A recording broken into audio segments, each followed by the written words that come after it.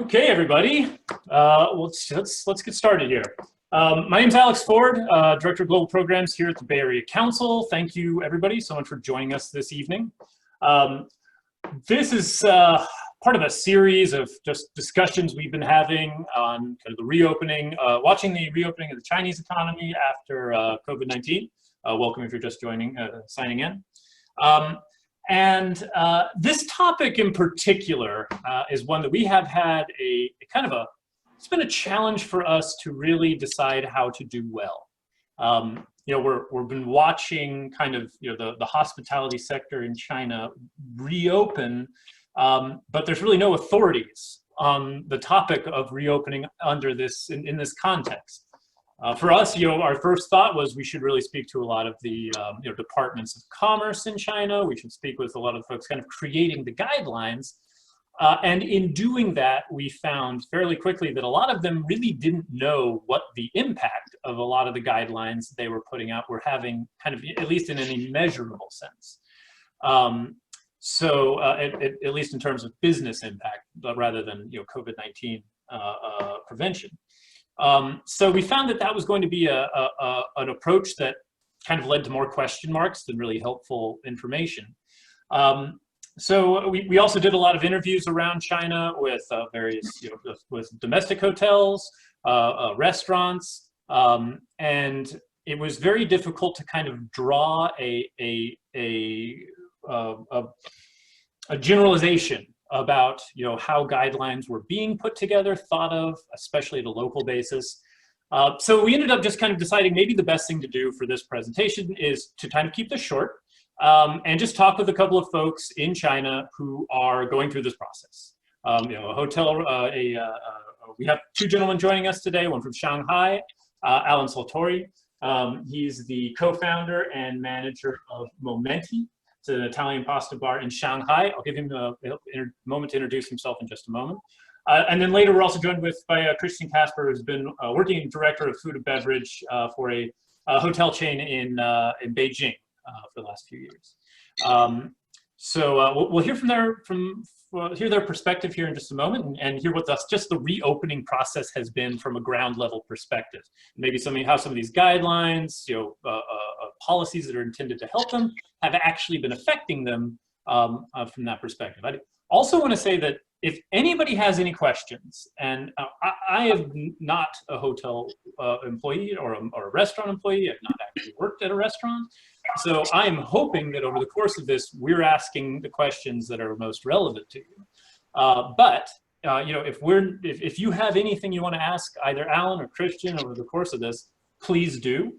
Welcome questions. The best way to do that, there's a chat function in Zoom. If you could just open the chat function and write whatever you'd like to know as we go over it. If there's something we're missing altogether, or if there's something we talk about you'd like a little more information about, just put it in there. As always, we're going to strive to keep this short, and I realize it's already 6:05. We'll try not to take up too much of your evening. And with that said, I want to welcome Alan Sartori. Alan, could you just do a quick introduction, and then we'll get into some of the questions that we went over in our conversation earlier. Yeah, hi everybody. It's Alan Sartori here. I'm Italian. I moved to Shanghai 4 years ago, and 2 years ago we ventured in the food and beverage sector by opening a new concept, MOMÉNTI, in Shanghai. It's basically a casual restaurant format focusing on fresh handmade pasta. We took from the Italian tradition and bring to the Chinese market the fresh handmade Italian pasta, which was actually pretty much absent from the food and beverage sector. Pasta is very appreciated also by Chinese, so is a core product that we are focusing on.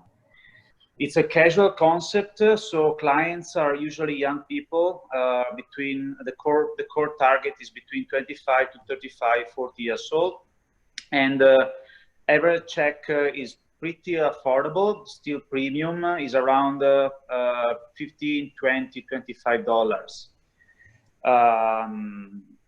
Okay, so I share my experiences now, regarding our two venues. We have two venues in Shanghai. You know, when basically the virus broke up here in China at the end of January, the authorities asked us to close the restaurants, you know, for safety measures. That was around the 22, 23 of January. At that point, sorry, Alan. At that point, was that like a complete closure? Were you still doing, you know, were you still doing delivery? Were you ever doing delivery? No. Okay. It was a complete closure. It was a complete closure. It happened right at the same time of a Chinese New Year's Eve, which is actually a big festivity and holiday in China, actually the major one over the year. And also lots of employees we had were actually already back to their hometown. So operations were already a bit slowly and a bit like, you know, reduced compared to normal working hours.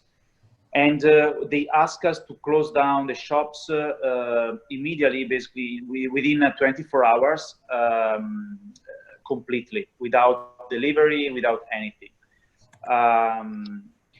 After some days, were pretty clear to us the conditions at which we were allowed to open after, you know, this initial lockdown period, which in our case lasted for about 10 days, a bit more than 10 days.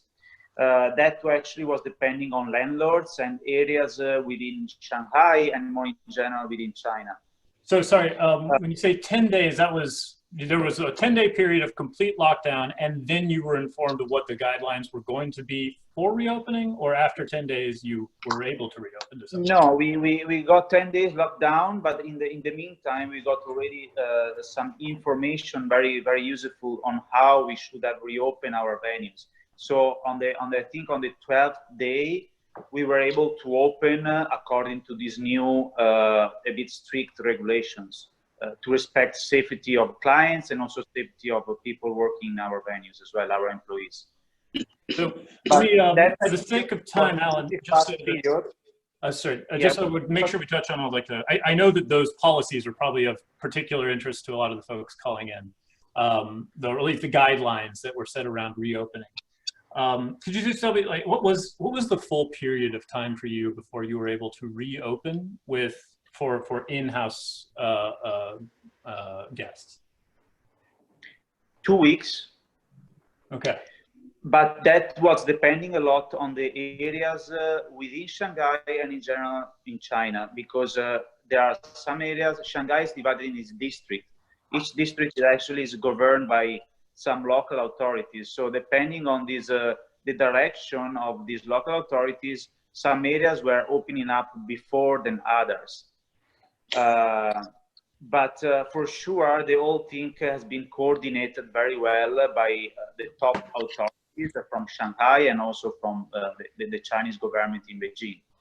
So I think some areas were more safer to open before than others because you know, of stricter regulation also on the layout of the venue and how the venue were getting the licenses and the FDA approvals. Got it. Got it. Okay.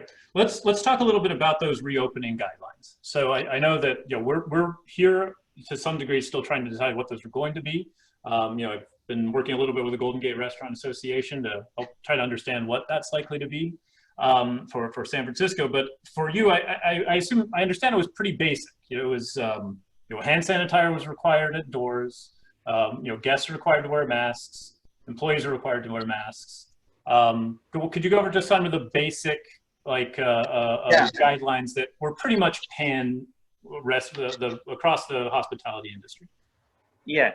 So first of all, social distancing. So it was on place for a few weeks. So the tables were a bit separated from each other. So we needed to maintain a bit of separation and space between the tables, to allow customers to feel also actually safer in that way and more confident to come to our venues. I think this is actually play a double side, safety reason and also confidence reason, giving customers you know, a reason to come back to our places. The second point is that at the entrance, we placed basically 10 person that were actually welcoming the clients, but at the same time measuring with a laser temperature control machine the temperature of our clients to make sure they were not having fever or they were not sick. Those clients were also asked to sign in a check-in form at the entrance of the restaurant with a name and telephone number. That's for contact tracing, basically, in case later it's determined that somebody who came to the restaurant had COVID, you know who was there. Yeah, because you know, temperature is we know that one of the symptoms is like, you know, fever. So for sure, that's when you can easily check within 2 seconds, and is a nice filter, honestly, that works pretty well. The register of the people that came to our restaurant is important to understand who came in and who went out. I mean, in case you know, authorities were finding out that some people were contagious, you know, by the virus, we could actually get back to the track record of this guy, where he has been. So we could, as a community, we could put in place some protective measures to protect the community around the contagious person. So that actually was pretty important as well. I need to say that in China, this you know, register form application was also implemented by more technological tools, which is actually WeChat. WeChat actually functions similar as WhatsApp, and the Chinese government, after a few weeks, developed basically a QR code that tracked the places where people have been over the past weeks, and they could give these people a green code. So every place at the end, we're also asking for the green code. The green code means that you are safe to go everywhere, basically. Interesting. And you're required to look at that. Like, you're required to ask for the code for employees to come in, or for customers to come in? For a limited period, yes. For a limited period, yes. Now, all these measures I'm talking about, they are not compulsory anymore. They're not in place anymore. But yeah, for the first 1 month, 2, definitely these measures were in place, and we were actually, it was strictly followed by all the, I mean, by most of the businesses, not only in F&B, but also office, residential, you know, companies, offices, and all these. Let me ask about employees then. Just talk a little bit about what customers are going to have to do. One of the things that I've heard some concern about is the potential for social distancing in the context of like a kitchen, which is, I think, I've heard, it does not sound very practical. Was that required of employees, of your employees in the kitchen, or I guess just, you know, over the course of working at the restaurant, trying to maintain up to or some level of distance, if not 6 feet? In the kitchen, it's not possible, but in the kitchen of food and beverage places here in China, there are a number of regulations that are pretty strict, and they are really keeping the place safe, and not only safe, very, very clean, and with high hygiene standards. For sure, before and even now, we were checking the temperature, and we were checking our employees coming in at work. So they were also actually having a check before coming inside the working venue. They were wearing, of course, the mask. They also additionally put medical gloves for the first 4 weeks of our after the lockdown. And again, I mean, like a kitchen in China, especially in the areas where my venues are, which is central Shanghai, are following already a very strict hygiene standards and procedures. So I need to say that they it's weren't probably one of really. the safest place to be in. Is that, I mean, is that to say that the standards that were required post-COVID were actually for disinfecting, for keeping things were actually not that much more strict than they were after? Well, I mean, we got temperature check, we got masks Right. to all the employees, we got sanitizer, like, you know, wash soaps, which actually you can find in any kitchen at any time, even before the virus. And then also medical gloves. These were the measures we were asked to follow. And then, of course, I mean, kitchen-wise, people are not packed anyway. The kitchens are divided in different areas: cold kitchen, washing room, hot kitchen. So people anywhere, they are not working, you know, one by one side. Gotcha. So, so let me. It sounds like kind of a intense environment to come back to as a customer if you're, you know, looking for a hospitality experience. What was the response of now I understand, obviously we've spoken this a number of times, and I've lived, you know, Asia has, you know, wearing masks in public is not that uncommon to begin with. It's not that new, so it's not as big a necessarily a transition for a lot of folks coming to a restaurant environment to see either employees or other customers wearing masks or gloves. But what was the customer response? What was kind of the first couple weeks after reopening was made possible? What did it look like after a month? And now we're about a month, 2 months out, I think, 2.5 out from where reopening was possible. Where are you today? Yeah. Okay, so when we open, for sure, the first weeks were pretty tough. The first 2 weeks, 10 days were actually, yes, quite bad, honestly speaking. There were very, very few customers. We basically were able to do maybe 10% or even sometimes 5% of the normal sales of the restaurant in a day. So it was pretty bad. But after this very initial period, we could see actually a progression, a positive trend of people coming back. This was also given by the fact that, you know, a combination of factors for sure is a market confidence. Authorities and media also helped out a bit, at least here in Shanghai, to give confidence to people to come back to restaurants.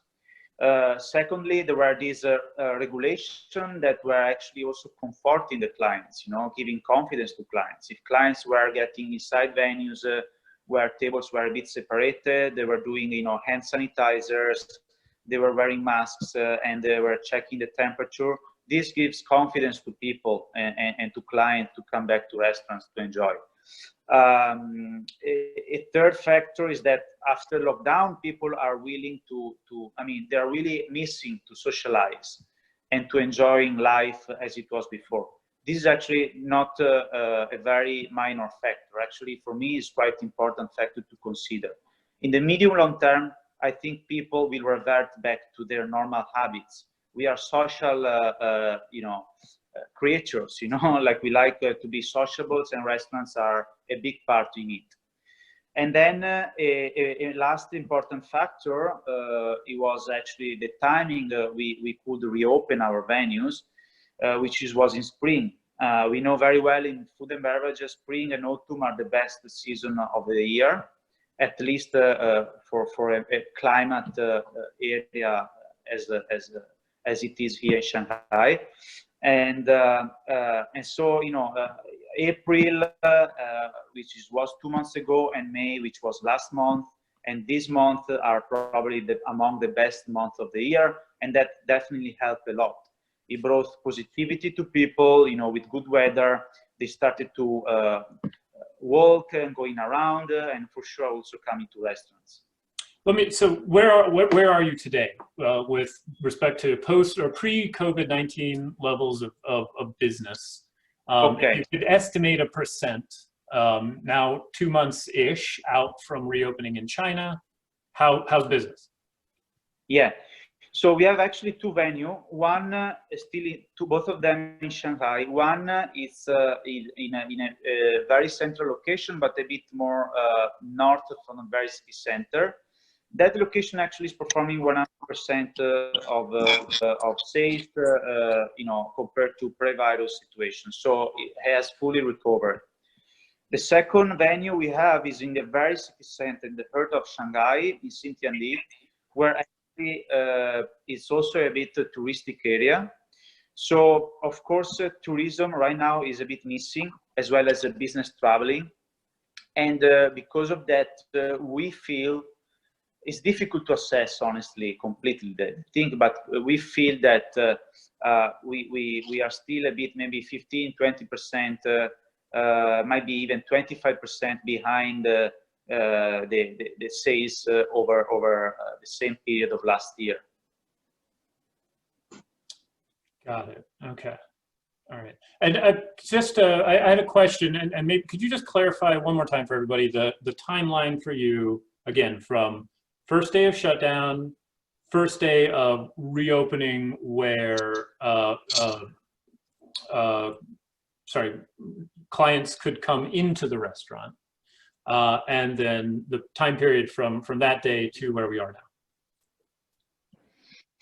Yeah, so we got 2 weeks lockdown, and I need to actually focus on this part because many other venues had the lockdown much longer, even 1 month or even longer than that.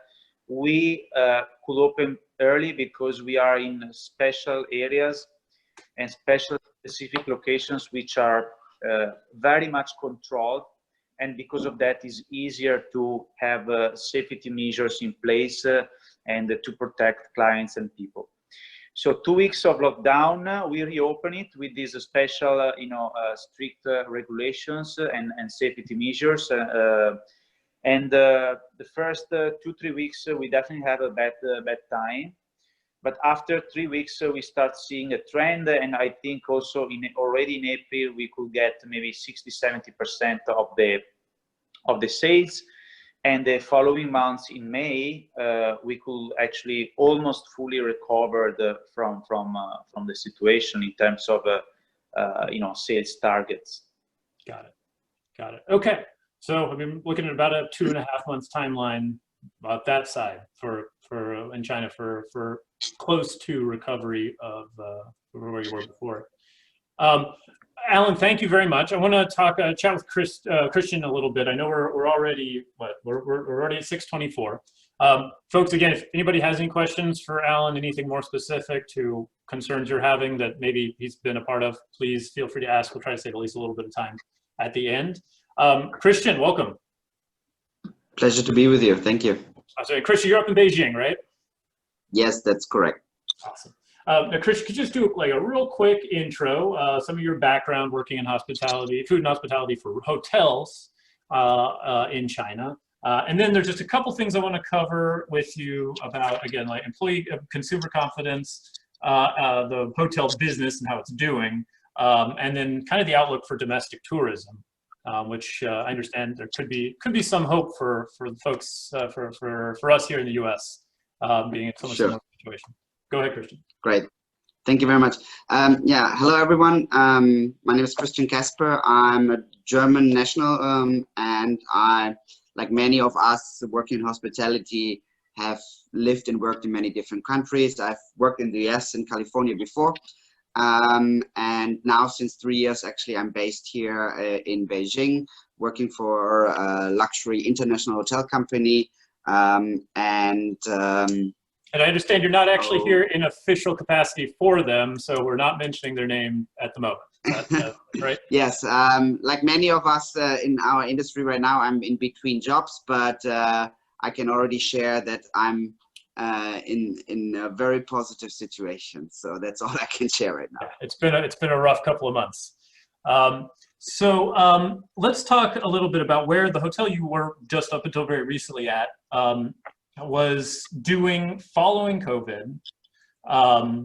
What this recovery was for them. I understand it was very different from it sounded like it was quite different from Alan's experience in the restaurant business. Absolutely. Just walk us through what those first weeks were like, and then what the reopening was like. Absolutely, it was very different from Alan's experience, and I'm a bit jealous about the guys at Shanghai, because recovery is very much different to what we see here in Beijing. I was able to travel through China in the last few weeks, and I've been to many different provinces and many different cities, first, second, and third tier cities, and I can tell you that similar to the US or even to Germany, where there's a federal a state system, that recovery is, and measures and actions and restrictions are all based on local decisions. And according to that, business recovery and consumer confidence has an impact on that, and it's different on that as well. For Beijing, I can tell you that in the middle of January, when we heard the first time about coronavirus, about COVID, we were not asked to be closed. So the hotels were able to stay open, including restaurants in hotels. We have very quickly made the decision for ourselves, for cost-saving measures and lack of demand, to close several outlets. In our hotel, we have 500 rooms. We have 500 rooms and 5 outlets plus in-room dining and decent-sized banquet service. And based on that, I can tell you, Spring Festival was coming up in January, as Alan mentioned, one of the 2 major holidays, and us being placed here close to the Forbidden City, usually our occupancy during that time is around 100%, 90 to 100%, depending on the days. We were expecting, comparable to last year, around 800 to 900 guests for breakfast every morning. And that broke away very, very quickly. It took about 5 days, and I've never in my life seen so many cancellations on the day. And we ended up at the end of January with between 2 and 5% occupancy. I was sitting on around 800 liters of orange juice. And then, of course, you need to try to find ways to make it work somehow. And regarding the government restrictions and guidelines and measures to flatten the curve, I would say, came one by one. It was a development, even though China had the experience with SARS in 2003, still many measures came one by one. And even in Beijing, they, until today, are different for each district, which creates a little bit of tension sometimes. Yeah, let's talk about that a little bit. I mean, Beijing's what? How many districts in Beijing? 12? Quite a few, but yeah, I can tell you we're around 20 to 25 million people, yeah. Are there moments where even for maybe customers will be confused going from one district to a different district, and knowing that the kind of local policy around guidelines for hotels or restaurants is different?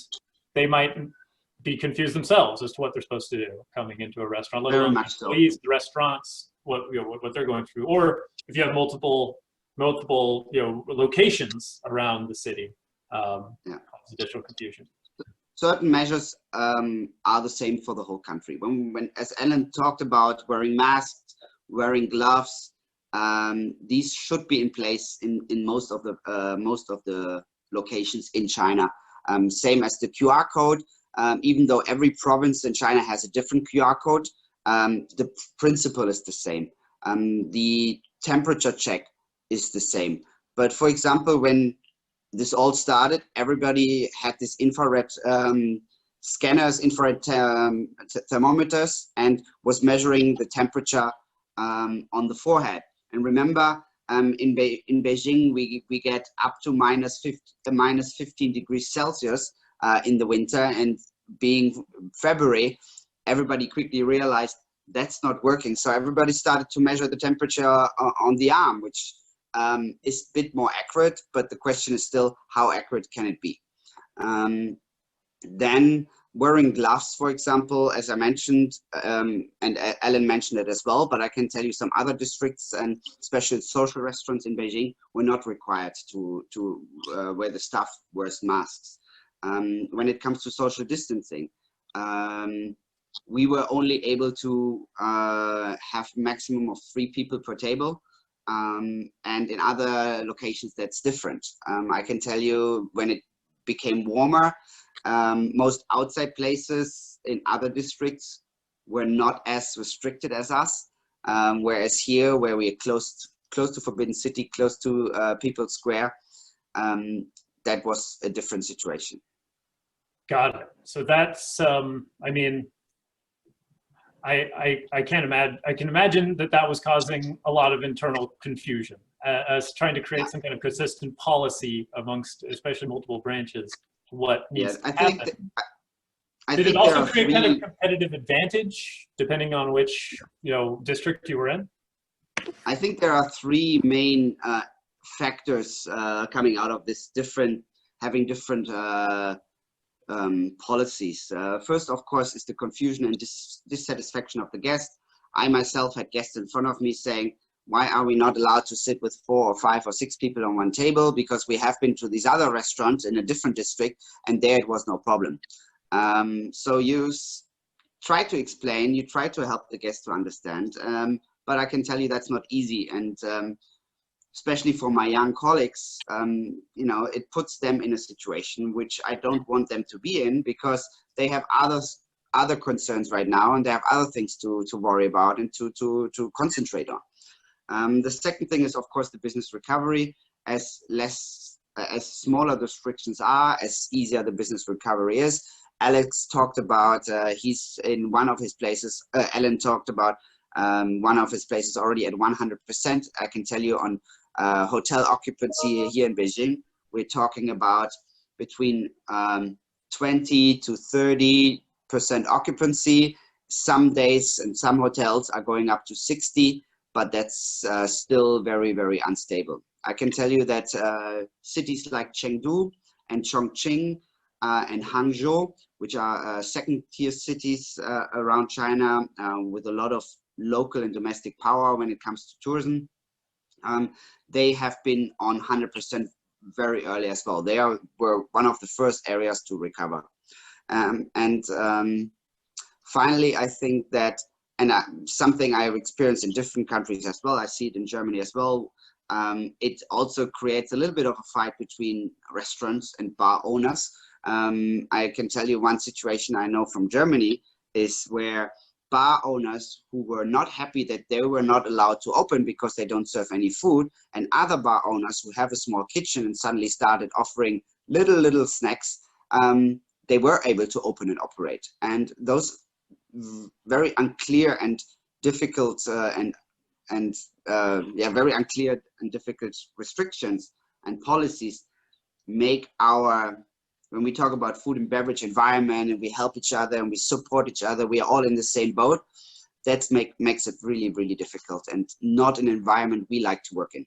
Gotcha. So clarity in whatever policies we're going to face, I mean, I think that's probably stands to reason, that Yes. the level of clarity is good. At the same time, it can't be too restrictive. Again, I bring up, I think, concerns I've been hearing more frequently around, any expectations around employees' social distancing in a kitchen environment just seem like they could be paralyzing. So and when we talk about science, right, those restrictions ideally come from clever people who call themselves scientists, and the science should be the same because the virus is the same. So there is absolutely no reason why there should be different policies. I know. Well, and yet, I have one question here. I have a couple questions from folks, and I want to get to them. I just have one thing I wanted to wrap up with you. And honestly, I'm sorry, Alan. I did want to ask you a little bit about some of the supportive policies that the city put in place for restaurants. My concern is that I'm not sure how applicable those will actually end up being for folks in the San Francisco context. But I think it's just helpful to know that they were there. But for Christian, just you have at least a somewhat positive outlook, at least on what domestic tourism is going to look like coming into the summer. Why? as I said, I was able to travel around China already, and that was an experience in itself. But I have seen that many people now look to travel inside the country. As borders are still closed, foreigners cannot come in, and even for Chinese nationals, it is still very much of a challenge to travel abroad. In addition to that, Chinese are worried. Chinese are proud that here we have almost overcome the virus, and we are in a situation right now where we can feel safe. And when you look abroad to other countries, that's still a very different situation. And the domestic market in China is so strong. You know, we have around 1.4 billion people living in China. And if you think about how many of those in usual summer holidays travel abroad, travel to the US, travel to Thailand, this whole domestic power will stay inside the country. So I have big hope that the local domestic market will recover. And for everyone being situated in the US right now, this is another big advantage for you as well, because same as China, America is a huge country, and as soon you allow cross-state travel, this creates interstate travel. This creates an opportunity to actually push the recovery in the right direction. Whereas smaller countries, when you think about Southeast Asia, that's a completely different situation. When let's talk about Bali, and Bali is a place where the majority of tourists come from abroad, of course. And if there is no travel allowed, and even if it is allowed, nobody is confident to travel there, they will even struggle probably until the end of the year, minimum. Yeah. Well, you know, good to have at least something to look forward to. I do thank you, Christian, and I'm going to leave some of these other questions off for just a moment. But there were, this is really a question for anybody, and we're kind of getting back more to, you know, practically speaking, you know, what are some things that either, you know, that restaurants might run into. One thing is, and I think I asked this question earlier, not during this conversation, but when we spoke earlier, about, you know, physical barriers within the restaurant. You know, in grocery stores right now, we're seeing, you know, plexiglass barriers go up in front of cashiers to make sure that cashiers are safe. You know, there's you see in some of the pictures you had up earlier, you know, their lines are being demarked in a little bit in you know, in kind of the way you just manage a line in front of a train station, to you know, to lead customers where they need to be, where they shouldn't be. Has any of that been happening beyond kind of, again, we talked about masks and we know the personal protective equipment's necessity. And Alan, this is just as much a question for you. But has any of that type of physical barriers are those being put into restaurants? And then as kind of a part of that, are there things that guests have reacted negatively to? Is there anything that has put people off? And I know that there is a cultural difference here between, you know, what's kind of what's normalized in terms of public PPE, but beyond that, even within that context, there have been things that people just haven't really been hospitable. From my perspective, sure, yeah, go ahead, start, Christian. Yeah, so from my perspective, no. I mean, like, at the end, if you think about, there were not so many regulations put on place, right? And they were pretty reasonable. Nothing that could impact the people willingness to go to restaurants. Of course, the experience is a bit different, right? To have waiters with masks and gloves checking your temperature. But I need to say that overall, I think was much more positive in this way because people were feeling and are feeling safer. That's important, you know. I think the virus, I mean, there are different perspectives about how you consider this virus thing, but for sure, people are scared about, I mean, most of the people. And these measures, I think, are giving a bit of confidence. Okay, so neither of you, go ahead, Christian. I totally agree with Alan. I just wanted to add, I have heard restaurant owners saying before, I will never have my staff wearing masks. You know, we're working on smiling and social interaction.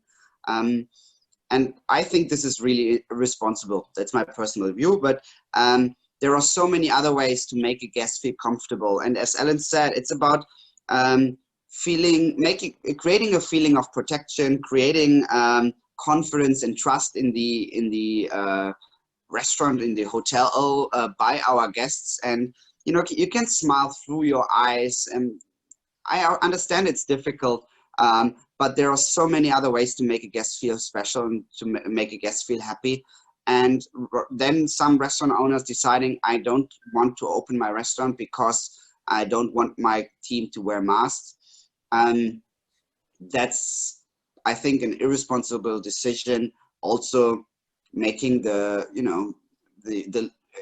creating a challenge when it comes to livelihood of the employees. Sure. So, I mean, bottom line is that for the most part, at least in your experience, and accepting, you know, China's huge and there've probably been a whole range of experiences, but the guest reaction has been that the safety provides almost more of the sense of safety is providing a better environment than the kind of traditional appearance of hospitality. Yeah. The thing is that, as Alan also said, there have been certain measures in place already in China when it comes to hygiene. It is very strict, and it's a burden on the team. Of course, I can tell you, we have been on some days been checked by 4 different government agencies on one day on how do we follow the controls and the policies. But overall, I think it helps to fight the virus, and it now creates a situation where we feel confident that we can go out again. Everybody should be aware, one single measure, one single restriction or action will never be the only solution, because there is an element of luck as well, right? When we talk about the discussion about how face masks are helping and how the sanitizing, how, you know, is there a human error? Is there, when we talk about menus, do we do throwaway menus? I can tell you Saudi Arabia just started with no menus at all anymore, only QR codes for contactless interactions. All those policies and restrictions, they are not effectful if you only have one of those in place. You can only hope that they will help to prevent any cases happening in your restaurant or hotel when you try to follow all of them together as best as possible. Right, and I think for the most part, folks, you know, I mean, none of us are trying to solve the crisis. I think we're just trying to figure out what we need to do to get business, you know, to provide the sense of safety necessary to get business moving again. There was one question. Yeah. Sorry, Alex. There was one question about if we consider hiring additional personnel for increased cleaning measures. That's not the case, at least not for us here in China. I can tell you every international 5-star hotel has a hygiene manager already as part of their team. We have a doctor as part of our team. So those standards have been very high already in China. So there has not been any need for change on that part. In the hotel context. Yes, correct. Okay. I know, guys, it's already, we're right up at 6:45, so totally understand if anybody needs to drop off. Just got one more question here that I'm going to address. There was a question, and I can actually answer a degree of this from kind of interviews we've been doing with other hotels and restaurants around China. But there's a question on how much of a dependence you had on autonomous delivery vehicles or partnering with, you know, Meituan, Didi for delivery of food. But for everybody in the US, that's like there's the Grubhub, Uber Eats equivalents. Did Alan or Christian, did you guys was that a big part of your business in that interim period? And does it continue to be now? Has there been any changes in behavior where those apps are being used anymore, at least to from your perspective? Yeah, and just throw that out there. Actually, Alan, why don't we start with you? Changes, you mean the customer behavior, right? Yeah, specifically around delivery, delivery apps, use of it, and pickup, etc. That definitely businesses that were strong in terms of delivery before, I think, were also doing pretty good during those times. Not only in the F&B, but also in other sectors. For example, Taobao in China or Amazon, I know in US. So the delivery for sure was hit positively by this special situation. People, of course, were spending, and in general, I think still are spending a bit more time than before at home or even at offices, if they go to offices, but most of them were working smart working before. So for sure, delivery was very important business. But the point is that I think majority of the restaurants are not working or are not having a strong business, in delivery. Delivery platforms for restaurants, for food and beverage, are actually quite expensive because they are taking a big chunk of the profit. So, and then you need to market a lot. You need to have a business model that is fitting the delivery business. And this is not the case for most of the restaurants, I need to say. Yeah. Okay. Yeah. Same here. When it comes to price point and average check and profit margins, they are low, right? And running an international luxury hotel, that's difficult. And we have made the decision not to participate in the delivery. I know some other hotels have. American hotel company. I can tell you next door there is the Waldorf Astoria. They have started deliveries, same as others.